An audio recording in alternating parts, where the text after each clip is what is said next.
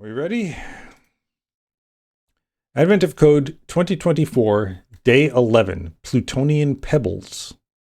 The ancient civilization on Pluto was known for its ability to manipulate space-time, and while the historians explore their infinite corridors, you've noticed a strange set of physics-defying stones.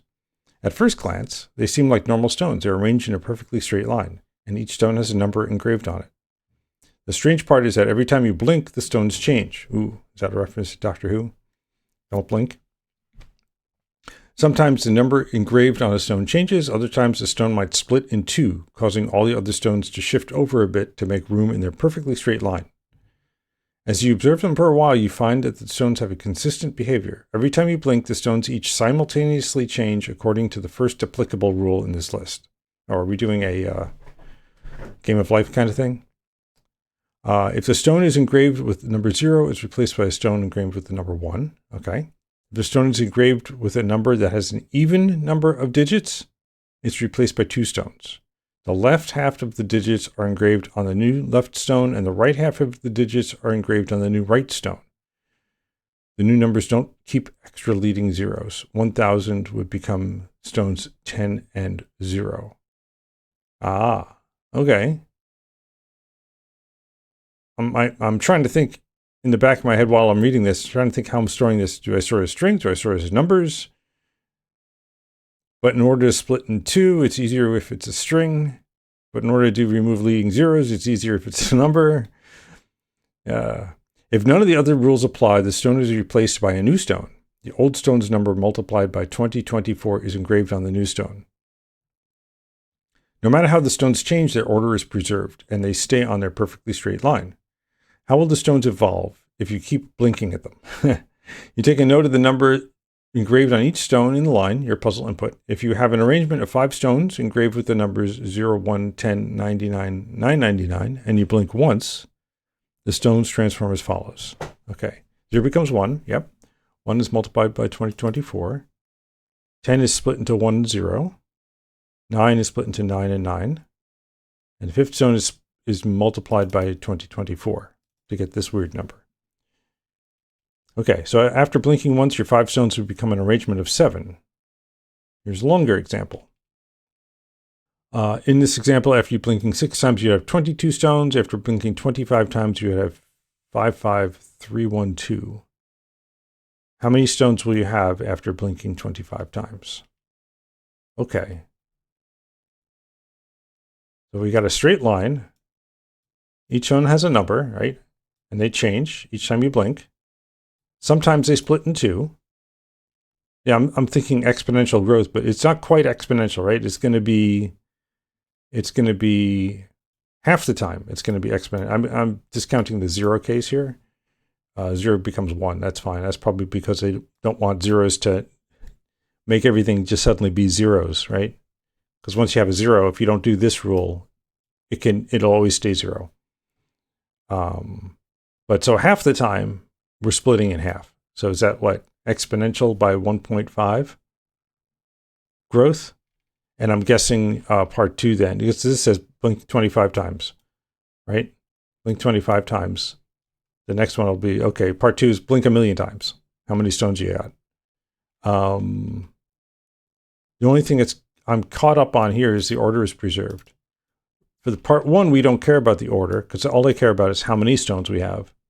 But maybe that'll be part of part 2, is the order is preserved.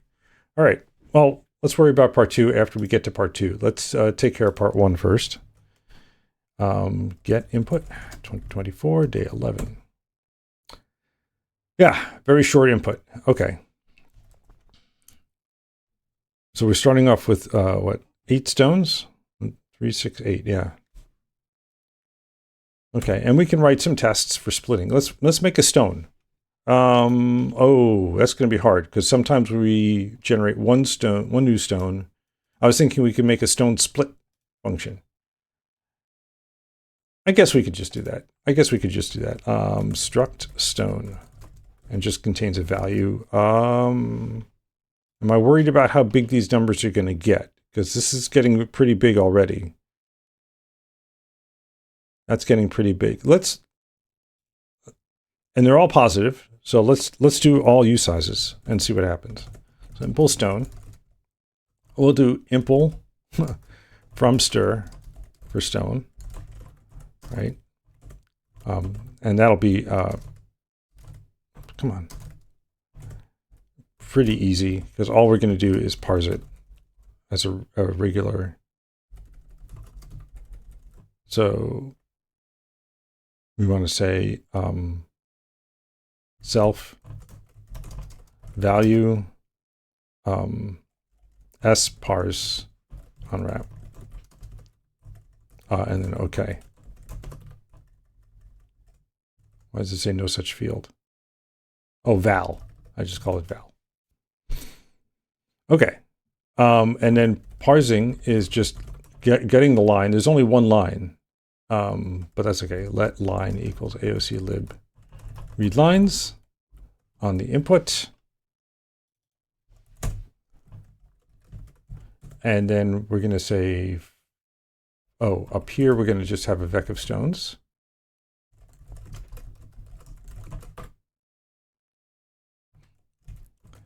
And then we'll say self stones equals line split on the space map stone parse unwrap collect. That should give us our stones. Oop. Oh, line 0. Right, because this reads it into a vector. Let's just rename it lines, because we don't care about any other lines. And then let's just print them out. Make sure we got them all. Self stones, and I have to make this debug. Don't you have a read single line func? Probably. Let's take a look. Yeah, debug. Okay, let's find out. 17. I probably do. Oops, I didn't want to do that. I wanted to jump to it here. I do have a numbers, but that takes a vec of, and I have read chars. I have vec string. Read single line. Oh yeah, read single line returns a vector of characters, which is not helpful. I do have read numbers, but I don't want numbers. I want to read stones. All right. Well, I mean, it's fine. It's fine. Is split space better than split white space? I mean, it's essentially the same thing, right? Oops. It does the same thing. I mean, I'm okay with this. All right, so I think this is right. Right? All the numbers are there, including the final one. You always check the first and the last to make sure you got everything. And it looks like we've got it. Okay. So now we just process each stone. So we're going to create a split function on the stone, which will generate 1 or 2 values based on whatever the stone's value is. Let's write a split. Impl stone fn split self, and it's going to return a vec of self, because we could return 0. We could return 1 or 2. So now we're going to check here. So I got to figure out. Yeah, I think I'm just going to convert it to a string and split it that way. So if self val equals 0, vec bang self val 1. Oops. That's a little awkward. Else, if, oh, now we have to check to see if the length is, and this is where we could do that thing you were talking about, Scoop, yesterday. Just check the log base 10 to see how many digits there are in it. So I can just say return here, and then otherwise I'll convert it to a string. Let s equals format bang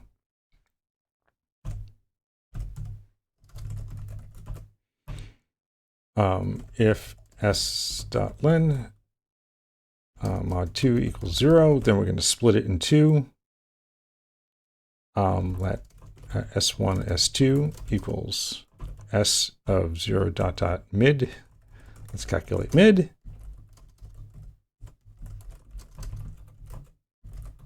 I probably have to do this, and then S of mid dot dot.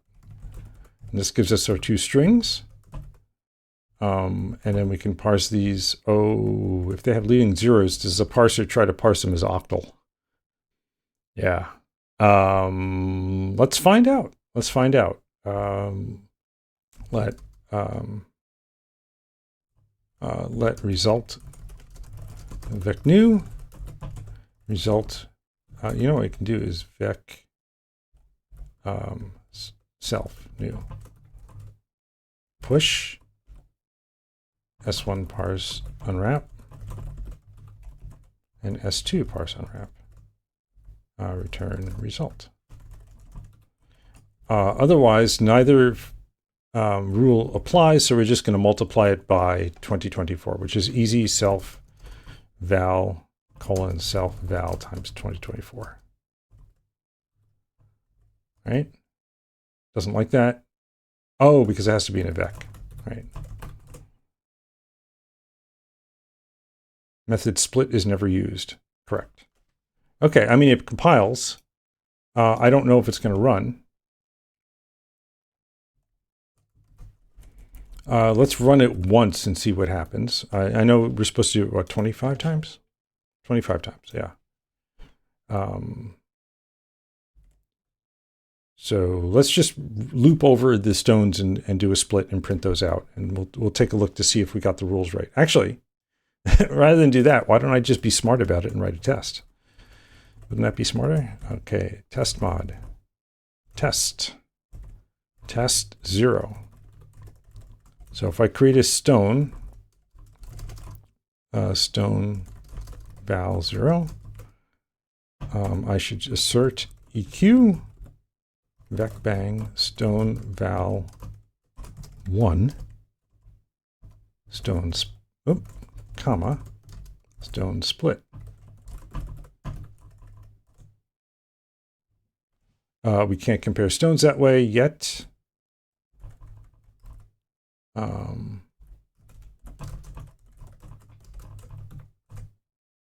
Okay. Test. All right, so test 0 works. I can see it right here. Let's test out splitting. So if our stone is, let's take that example of 1,000. It should be 10 and stone val 0. Oh, I can't call it test 0, test split. And that worked. The other test I want to test is octal, right? I want to have something with a 9 at the end and make sure the parser works.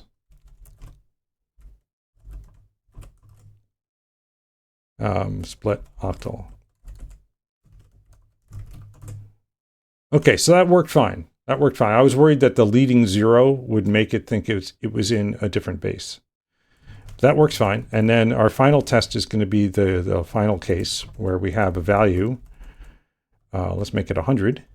And it should multiply it by 2024. Split multiply. Okay, so all that works. So that means we just, for part 1, we loop 25 times. We build up a new list. Let mut work current equals self stones clone. And then we're going to say let mut next is equal to vec new. And we're going to say, okay, we have the current list for stone in current. Next extend. Oh, we need this inside here. Next extend stone split. And then we'll say current equals next. And then And then we just care about how many there are, right? What I'm going to do, so we have the first 6 blinks here. So let's print these out, so we can see if I is less than 7, println current. So we can see how it's changing over time. I can't clone this. Oh, because stone is non-clonable? Sure. Oops, the question mark goes after the colon. Okay, and run. Whoa, okay. This looks wrong. Right off the bat, it looks... Oh, all right, because I'm not using the test data. I should use the test data.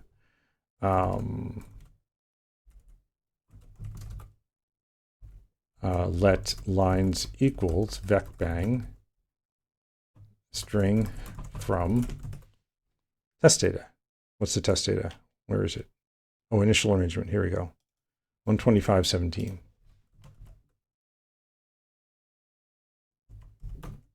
Right. Okay.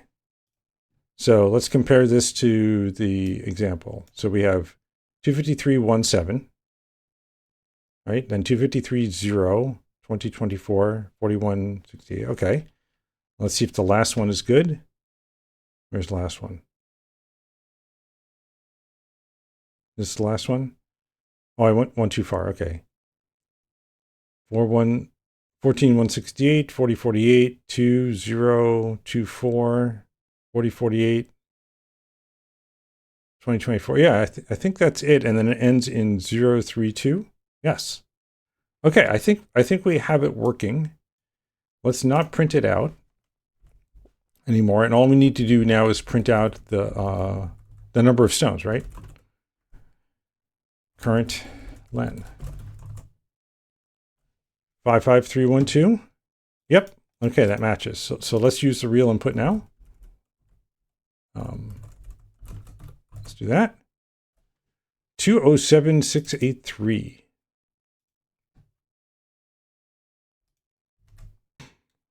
And that's the right answer. Yay. Okay.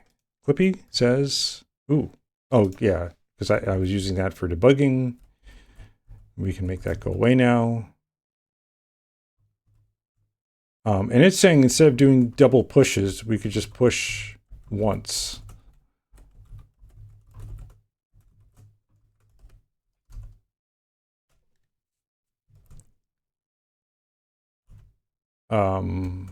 And we don't actually need to do this. We can just do this, vec bang. That's what it's saying, right? Except now it doesn't know the type. That was the whole reason I put it in there, so it would know the type. Oh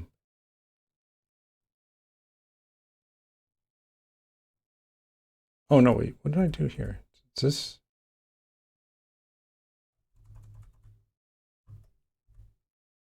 Okay, so let's just put the stone in there. I mean, it should have been able to figure it out from the return value. I'm surprised it didn't. Oh, and it doesn't like this. Okay. Fine. And the value is still the value? Ah, look at that. Attempt to multiply with overflow. On line 66. Really? So I broke it. I had it working and I broke it because I was trying to follow Clippy's advice. What did I change? Oh, yeah. That's what the problem is. I have to return the vec, just like Scoop said. Okay. There we go. Git status, git add source, git commit -am 2024 day 11 part 1. Okay. Let's move on to part 2. Yeah, part 1's pretty straightforward. Okay. Continue part 2. Oh. The historians are sure taking a long time. To be fair, the infinite corridors are very large. How many stones would you have after blinking a total of 75 times? All right, so not a million. I was off by a factor of 5. But I'm guessing this is going to blow up very fast. Let's for part 1, let's print out the length after each one, because I think it's going to blow up. And that's the standard operating procedure. We've had problems almost exactly like this before, where so instead of he was being a jerk, wasn't he? He said the order is preserved, but we don't care about the order. We just care about how many. Yeah, we've had problems almost exactly like this before. Let's take a look at the length. After each one, we can see how it's growing. Not quite doubling. I'm going to change this to, let's make it 35. Let's see how bad that gets. Yeah, even just changing it to 35, not going all the way to 75, it still takes forever. We're up to 5 seconds now. Let's make it, do I dare 45?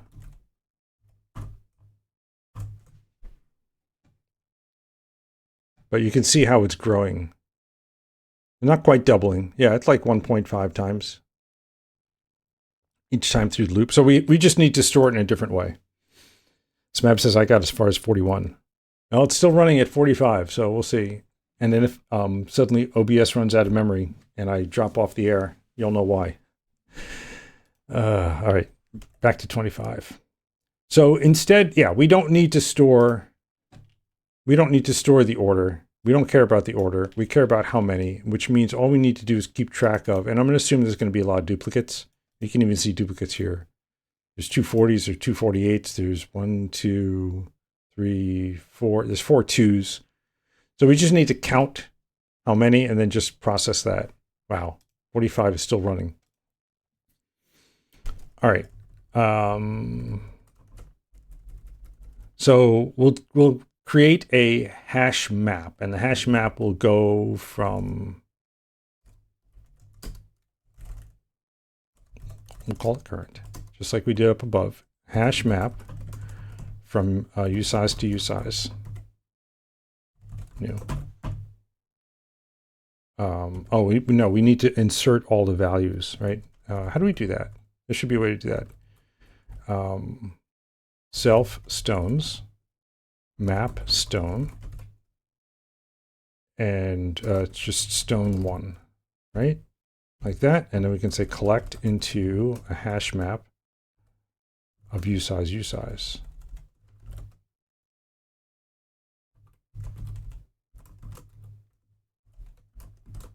Let's pull the hash map import in. I think that's all we need to do. We can print it out here. Am I still on the air, or have I dropped off? Oh, you didn't wait for the inevitable crash? Okay. Stone's iter map. Oh, this should be stone, right?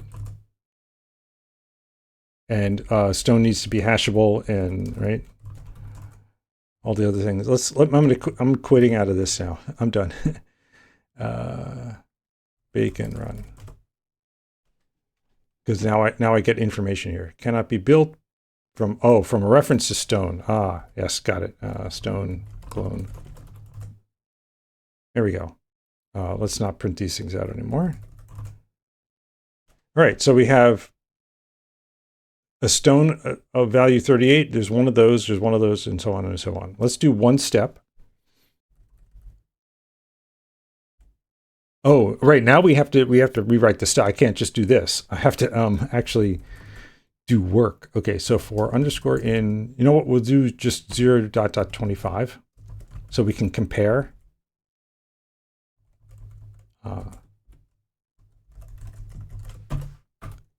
Oh no, it's not current len anymore. It's not how many stones there are. It's the sum of all of the values, current values.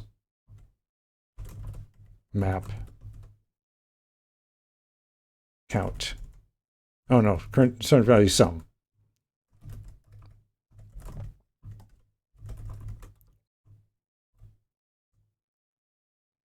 All right, 8. Yeah, and actually that's right. That's the right number because we only did one loop. So, but we're going to do 25 loops, and then we'll see if the number is the same as part 1. How are we going to do this? We're going to say for stone count in current, right? We're going to consume current. We're going to create a new one just like we did up above. Next is hash map new. And then at the bottom, we'll say current equals next, right? We should be able to do that. Do something. Yeah. Okay, so now we'll say for stone in, I don't want to say for stone in, for new stone in stone split. Next dot insert, and then we're going to just put the new stone in. Oh, doesn't know what type that is. Yeah, it's a stone. Stone. And we're just going to put the count, right? +1. Oh no. No. We're going to say next let entry equals next entry of stone, new stone. All right, because we're going to increment what's there, because there might be other ones there. And then we'll say entry plus equals count +1. No.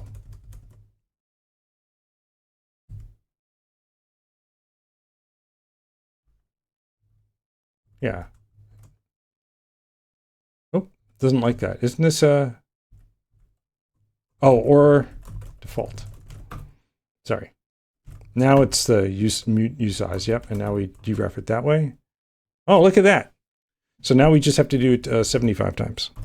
When I said, look at that, I said, I was looking here saying they're equal. Look at that. Which means we did it right. Right first try. And now we have a ginormous number.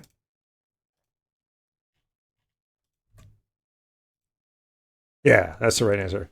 Yeah, it helps to, I think this is problem, this sort of problem really tripped me up on the early days of advent of code. I didn't know how to do these things really well. But once you've seen it 2 or 3 times, hopefully you'll recognize it that 4th time.